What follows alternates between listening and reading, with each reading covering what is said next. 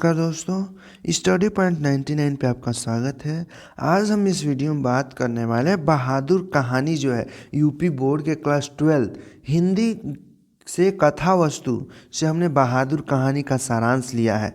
जो बहादुर कहानी का यह सारांश है वह यूपी बोर्ड के एग्ज़ाम में अधिकतर बार सारांश से रिलेटेड क्वेश्चन पूछे जाते हैं। मान लीजिए आपको सारांश पता है और दूसरा कोई क्वेश्चन आपसे पूछ दे एग्जाम में, तो आप क्या करेंगे? अब वहाँ पे तो सारांश पूछा नहीं कि लिखेंगे।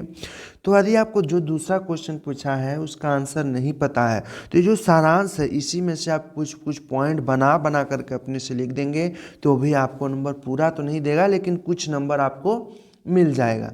तो इस वीडियो के माध्यम से हम लोग बहादुर कहानी का सारांश जानने वाले हैं। आपको पता होगा कि यूपी बोर्ड क्लास 12 के एग्ज़ाम में जो बहादुर का सारांश आता है 6 नंबर्स का रिलेटेड 6 नंबर का पूछा जाता है। तो इस वीडियो के माध्यम से हम लोग यह 6 नंबर क्लियर करेंगे। तो चलिए वीडियो को हम लोग स्टार्ट कर लेते हैं। तो जो सबसे पहले जानेंगे कि बहादुर कहानी को लिखा किसने। तो बहादुर कहानी के लेखक हैं अमरकांत जी। बहादुर कहानी के लेखक कौन हैं? अमरकांत जी बहादुर कहानी को लिखे हैं। तो अब चलिए हम लोग स्टार्ट करते हैं कहानी का सारांश। अमरकांत जी द्वारा लिखी कहानी बहादुर एक मध्यवर्गीय परिवार में नौकर के साथ परिवारजनों द्वारा किए गए अत्यधिक कटु व्यवहार की कहानी है। फिर एक बार समझ लेते हैं। जो अमरकांत जी द्वारा लिखी गई कहानी बहादुर एक मध्यवर्गीय परिवार यानी मध्यम वर्ग के परिवार में नौकर के साथ, जो मध्यम वर्ग का परिवार था उसमें एक नौकर काम करता था, के साथ परिवारजनों द्वारा किए गए अत्यधिक कटु व्यवहार की कहानी है। यह जो बहादुर कहानी है एक मध्यवर्गीय परिवार में एक नौकर कार्य कर रहा था, उसी के साथ अत्यधिक कटु यानी अत्यधिक गलत व्यवहार करने की कहानी बहादुर है। अब और आगे देख लेते हैं।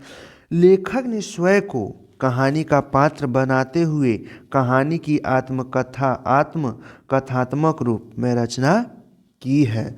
जो लेखक हैं वह स्वयं को कहानी का पात्र यानी कहानी जो बहादुर लड़का था उसको स्वयं को मानते हुए इस कहानी की आत्मकथा के रूप में रचना दी है। चलिए देख लेते हैं आगे।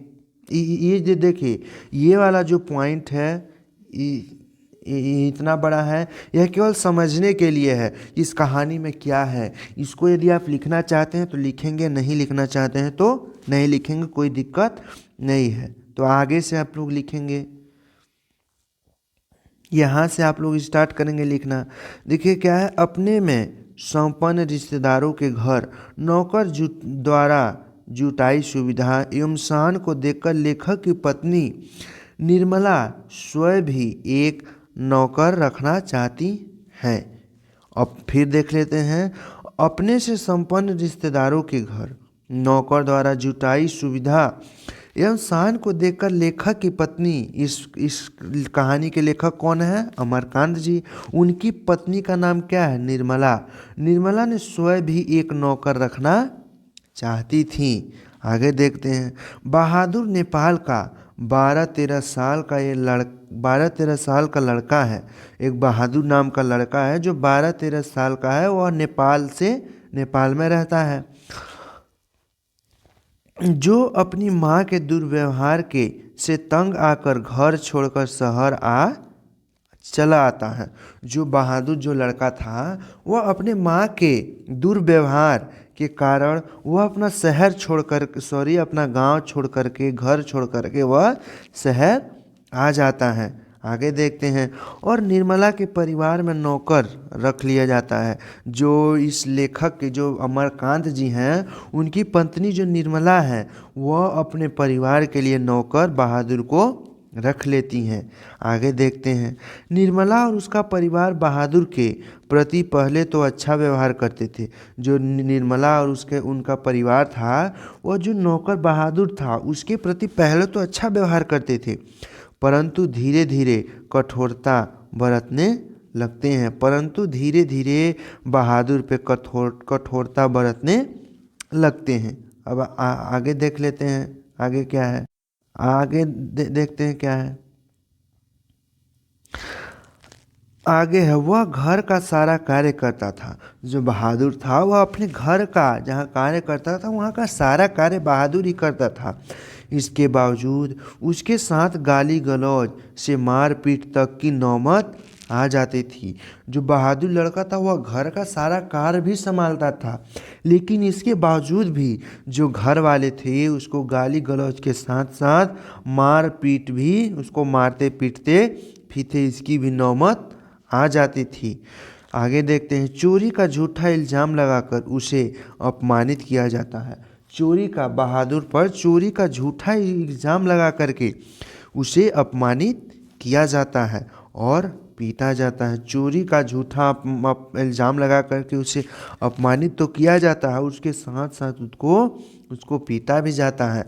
आगे देखते हैं, अंततः बहादुर घर छोड़कर चला जाता है।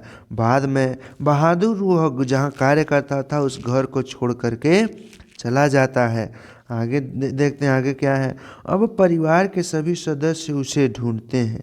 अब जो परिवार थे उसके सारे सदस्य बहादुर को ढूंढते हैं, क्योंकि वह कार्य छोड़ करके, वह घर छोड़ करके चला जाता है, इसलिए उसे उस बहादुर को सब लोग ढूंढते हैं। आगे क्या है, क्योंकि उसके कारण सभी लोग आराम के आदी हो चुके थे। क्योंकि उसके कारण जो बहादुर था वह घर का सारा काम संभाला था, इसलिए जो घर के सभी लोग थे उन लोग को आराम की आदत लग चुकी थी। आदि का मतलब आदत लग चुकी थी। आगे देखते हैं आगे क्या है। आगे है बहादुर की, आगे क्या है, बहादुर की उपयोगिता देखकर सभी अपना घरेलू कार्य करने से घबराते थे। बहादुर की उपयोगिता, जो बहादुर कार्य कर रहा था उस कार्य को देख करके उस घर के सभी लोग कार्य करने से घबराते थे। जितना बहादुर कर सकता था वहाँ उस परिवार में कोई भी उतना कार्य नहीं करता था। आगे देखते हैं, बहादुर के घर छोड़ जाने पर भी वे सभी पश्चाताप करते थे। जब बहादुर घर छोड़ करके चला गया तो वह सभी लोग पश्चाताप करते हैं तथा अच्छा व्यवहार करने की सोचते हैं और फिर उससे, बहादुर से अच्छा व्यवहार करने की सोचते हैं। परंतु अब पछताए हो तो क्या, जब चिड़िया चुग गई खेत। परंतु अब पछता करके ही क्या करेंगे, जब चिड़िया चुग गई खेत का मतलब अब तो चिड़िया खेत चुग गई, जो होना था हो गया, पछताने से क्या होगा। आगे देख लेते हैं, बहादुर में सहनशीलता और स्वाभिमान की भावना कूट कूट कर भरी हुई है। जो बहादुर लड़का था उसमें सहनशीलता और स्वाभिमान की भावना कूट कूट कर भरी हुई है। आगे देख लेते हैं क्या है। उसके इसी चित्रण के कारण यह कहानी हमें प्रिय है। उसके इसी चित्रण के कारण कि उसमें सहनशीलता और स्वाभिमान की भावना अभी तक भरी हुई है, इसी कारण यह कहानी में प्रेम हमें प्रिय लगता है। तो यही इस वीडियो में जो हमने बहादुर कहानी का सारांश बताया, आपको आसान भाषा से समझ अच्छे से आ गया होगा। तो यदि वीडियो से कुछ सीखने को मिला हो तो वीडियो को लाइक और चैनल को सब्सक्राइब जरूर करें। तो फिर मिलते हैं इसी तरह के नए वीडियो में, तब तक के लिए धन्यवाद। पढ़ते रहिए, मौज करते रहिए।